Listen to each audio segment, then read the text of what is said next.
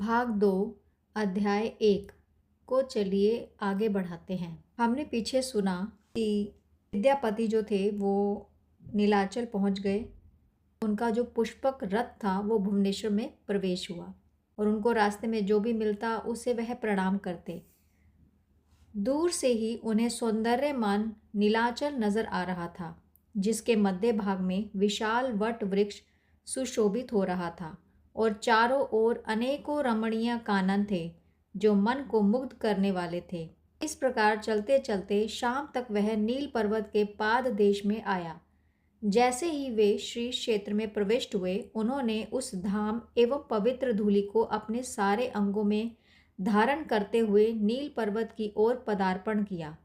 जंगल अधिक घना होता जा रहा था, जिससे विद्यापति को चलने में भी कठिनाई अनुभव हो रही थी। अत्यंत विषादग्रस्त होकर विद्यापति थकान दूर करने के लिए कुश बिछाकर जमीन पर सो गए। उनका हृदय केवल एक ही आकांक्षा से अभिभूत हो रहा था, वह थी भगवत दर्शन की तीव्र लालसा। अचानक उन्होंने पर्वत के पश्चिम से आने वाली कुछ मनुष्यों की अस्पष्ट वार्ताएं सुनी। उन्होंने गंभीरता से सुना, भगवत भक्ति विषयक चर्चाओं में निमग्न है। यह सुनकर उनका हृदय आनंद से नाचने लगा।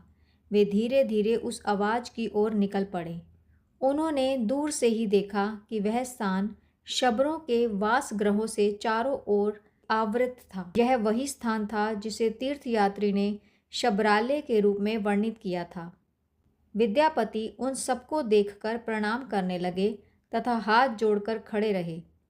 विद्यापति ने जिनको भी देखा वे उन्हें चतुर्भुज नजर आ रहे थे।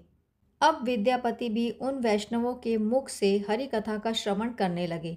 जब वे हरि कथा का श्रवण कर रहे थे, तब विश्वावसु नाम के वृद्ध शबर को भगवत अर्चना समाप्त करके और प्रसादी भगवत चंदन आदि द्वारा सुशोभित होकर आते हुए विद्यापति ने देखा तो वे आनंदित होकर सोचने लगे कि आज मेरा सौभाग्य है। विश्वावसु को महान वैष्णव समझकर विद्यापति ने सोचा कि यह व्यक्ति ही भगवान का मुख्य पुजारी होगा।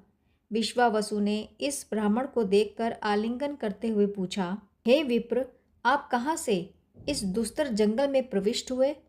आप भूख प्यास से पीड़ित हो गए हैं, यहाँ कुछ दिन सुख से निवास कीजिए। उसके उपरांत विश्वावसु पाद्य अर्घ्य आदि देकर बड़े ही विनम्रता से बोले, आप कैसे अपनी प्राण रक्षा करेंगे? फल अन्न जो भी आपको रुचिकर हो वह बताइए, मैं वह आपकी सेवा हेतु प्रस्तुत करूँगा। परंतु फल अन्न आदि के लिए विद्यापति ने रुचि नहीं दिखाई। उनकी तो केवल एक ही अंतरंग इच्छा थी, नील माधव के दर्शन। उनके प्राण व्याकुल हो रहे थे।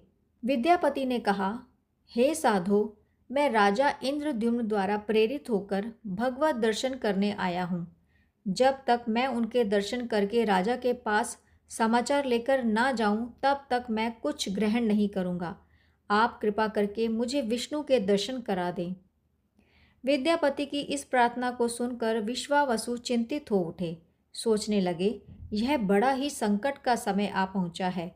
हमारे रहस्यमय जनार्दन को यह ब्राह्मण देखेगा तो वे सबके लिए न्याय गोचर होंगे। शबर ऐसा सोच ही रहे थे, तब उन्हें प्राचीन बात याद हो आई।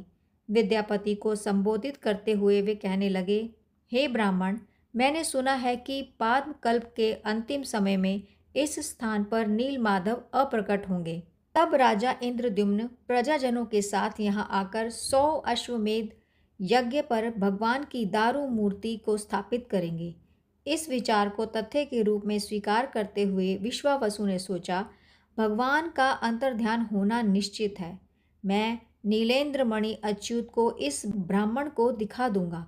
आनंद भरे स्वर में विश्वावसु ने विद्यापति से कहा, हे विप्र, हम समय गंवाए बिना नील पर्वत जाकर भगवत दर्शन करेंगे। यह वचन सुनकर अत्यंत उत्साह सहित विद्यापति नील माधव के दर्शन के लिए तीव्रता से चल दिए। विश्वावसु विद्यापति का हाथ पकड़कर उन्हें अत्यंत संकीर्ण, कंकरीले एवं दुर्गम मार्ग से लेकर चलते गए, जो कि अंधकार से पूर्ण था। वे दोनों रोहिणी कुंड के पास पहुँचे। बाह्य दृष्टि से यह मार्ग कंटकीत एवं घना है, परंतु वह बहुत ही सुंदर है। भगवान माधुर्य एवं सौंदर्य के आगार हैं, इसलिए उनका यह निवास स्थान भी सभी प्रकार के नैसर्गिक अलंकारों से अलंकृत है। उस अप्रतिम सौंदर्य को देखकर विद्यापति विस्मित हो गए। उसके उपरांत विश्वावसु ने कहा, हे विप्र, यह रोहिणी कुंड है जो इस ब्रह्मांड के अद्भुत जल का कारण है। सारे तत्व यहाँ से प्रादुर्भूत होते हैं और प्रलय के समय इसी में ही प्रवेश करते हैं। यह सारे तीर्थों में श्रेष्ठ है। केवल यहाँ स्नान करने मात्र से व्यक्ति वैकुंठ जाने का अधिकारी बन जाता है। इसी कुंड के पूर्व में वट वृक्ष है जो कल्प वट के नाम से जाना जाता है। केवल इस वृक्ष की छाया के स्पर्श मात्र से व्यक्ति ब्रह्म हत्या जैसे दूसरे पापों से मुक्त हो जाता है। इस वट वृक्ष एवं कुंड के मध्य में स्थित कुंज के भीतर वेदांत के प्रतिपादित विषय साक्षात श्री जगन्नाथ को देखा। उनके दर्शन मात्र से तुम पूर्व संचित पापों से मुक्त हो जाओगे और तुम इस भौतिक जगत में पुनः वापस नहीं आओगे। यह सब सुनकर विद्यापति का संपूर्ण शरीर रोमांचित हो उठा। अत्यंत सावधानी से रोहिणी कुंड में स्नान करने के उपरांत उन्होंने अपने गुरु का स्मरण करते हुए श्री मंदिर में प्रवेश किया। भगवान के सामने प्रणाम करने के बाद वे प्रार्थना व स्तुति करने लगे। हे सर्वव्यापी ब्रह्म, हे परात्पर, आप प्रधान पुरुष हैं एवं प्रकृति से अतीत हैं। आप चराचर जगत के परिणाम एवं परम वस्तु हैं। आपको नमस्कार है। हे कमलकांत, हे कमल लोचन, हे पद्म प्रकाश लोचन, हे पुरुषोत्तम, आपको बारंबार प्रणाम है। आप मेरी रक्षा कीजिए। इस प्रकार की प्रार्थनाएं करने के बाद उन्होंने भगवान के सामने बैठकर हरे कृष्ण महामंत्र का जाप किया।